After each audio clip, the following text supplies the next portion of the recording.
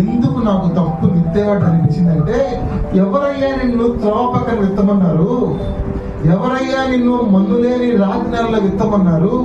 ఎవరయ్యా నిన్ను మన్నుల పొదల్లో విత్తమన్నారు? ఎవరు విత్తమన్నారు నిన్ను? ఇప్పుడు తప్పెవరిది చెప్పండి, తప్పెవరిది అనిపిస్తుంది మనకు ఆ కథలో.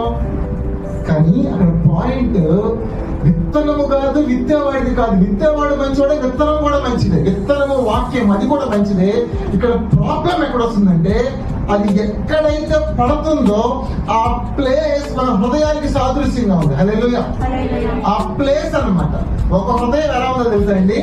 త్రోవ పక్కన ఉన్న హృదయం ఎలా ఉందో ఒక హృదయం, ఇంకో హృదయం ఎలా ఉందో తెలుసా? ఒక్కొక్కరు హృదయాలు ఎలా ఉన్నాయో తెలుసా? మన్ను లేని రాతి హృదయాల్లాగా ఉన్నాయి కొన్ని హృదయాలు. ఇంకొన్ని హృదయాలు ఎలా ఉన్నాయి తెలుసా అండి? మొండ్ల పొదల్లాగా ఉన్నాయి మన హృదయాలు. గయ్యి అంటే గయ్యి అంటారు, 100 అంటే 110 అంటారు. మొండ్ల పొదలు లాంటి హృదయాలు. కొన్ని హృదయాలు ఎలా ఉన్నాయి తెలుసా అండి? మెత్తని హృదయాలు. తెలుసురా కొన్ని హృదయాలు ఎలా తెలుసా? మెత్తని సున్నితమైన మంచి హృదయాలని.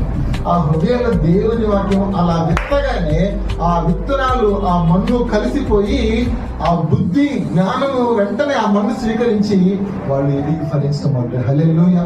Praise lord.